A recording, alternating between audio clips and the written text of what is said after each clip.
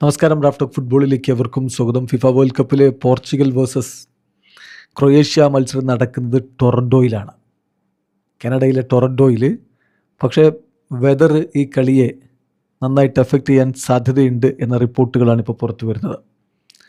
അതായത് നല്ല ചൂടാണ്, ഒന്നാമത്തെ കാര്യം അതാണ്, നല്ല ചൂടാണ്. 32 ഡിഗ്രി ടെമ്പറേച്ചർ ആണെങ്കിൽ പോലും അത് ഹ്യൂമിഡിറ്റിയും മറ്റു കാര്യങ്ങളും ഒക്കെ ഉള്ളത് കൊണ്ട് real feels like temperature of 42 degrees ഏതാണ് റോയിറ്റേഴ്സൊക്കെ റിപ്പോർട്ട് ചെയ്യും. 42 ഡിഗ്രി പോലെ ഫീൽ ചെയ്യും, നല്ല ചൂടായിരിക്കും. കൂടാതെ തന്നെ ഗെയിമിനിടക്ക് തണ്ടർ സ്റ്റോം ഉണ്ടാവാനുള്ള സാധ്യതയുണ്ട് എന്നുള്ള വാണിംഗ് കൂടിയുണ്ട്. അപ്പോൾ അത് കളിയെ ബാധിക്കാനുള്ള സാധ്യതയുണ്ട് എന്നാണ് report. So Canadian weather forecast വെബ്സൈറ്റുകളൊക്കെ ഈ കാര്യം വിശദമായിട്ട് പറയുന്നുണ്ട്. അവിടുത്തെ ലോക്കൽ ടൈം ഉച്ചതിരിഞ്ഞ് 1 മണി മുതൽ അതുപോലെ തന്നെ 10 മണി വരെ യെല്ലോ വാർണിങ്സാണ് സ്റ്റോമിൻ്റെ കാര്യത്തിൽ കൊടുത്തിട്ടുള്ളത്. യെല്ലോ അലേർട്ടാണ് കൊടുത്തിട്ടുള്ളത്.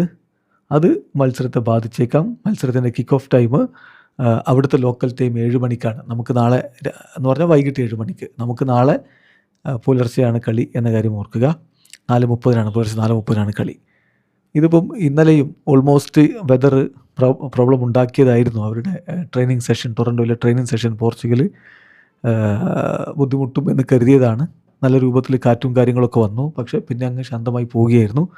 റോബർട്ടോ മാർട്ടീനസിൻ്റെ കീഴിലുള്ള ടീമിൻ്റെ ട്രെയിനിങ് നടന്നേക്കില്ല എന്ന സംശയങ്ങളുണ്ടായിരുന്നു. പക്ഷേ ഇവഞ്ച്വലി കാര്യങ്ങളെല്ലാം നോർമലായി. ട്രെയിനിങ് സെഷൻ പ്രത്യേകിച്ച് പ്രശ്നങ്ങളൊന്നുമില്ലാതെ നടക്കുകയും ചെയ്തു. അപ്പോൾ അതിനിടക്കാണ് ഇപ്പോൾ ഇത്തരത്തിലുള്ളൊരു വാണിംഗ് കൂടി വന്നിരിക്കുന്നത്.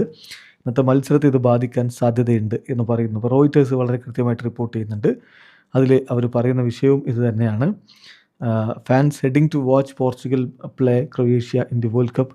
A round of 32 in Toronto on Thursday are being warned to keep hydrated and limit their alcohol intake after heat warning issued by Environment Canada എന്ന് പറഞ്ഞുകൊണ്ടാണ് റിപ്പോർട്ട് കൊടുക്കുന്നത്. അതിലാണ് കൂട്ടെ ഈ ഒരു തണ്ടർ സ്റ്റോമിനുള്ള സാധ്യത കൂടി അവർ റിപ്പോർട്ട് ചെയ്യുന്നുള്ളത്. ഏതായാലും ഇതെങ്ങനെ കളിയെ ബാധിക്കും കാത്തിരുന്ന് കാണാം. വീഡിയോ അവസാനിക്കുന്ന ഫുട്ബോൾ ലോകത്തെ കൂടുതൽ വിശേഷങ്ങളുമായി റാഫ് ടോക്സിൽ എത്താം.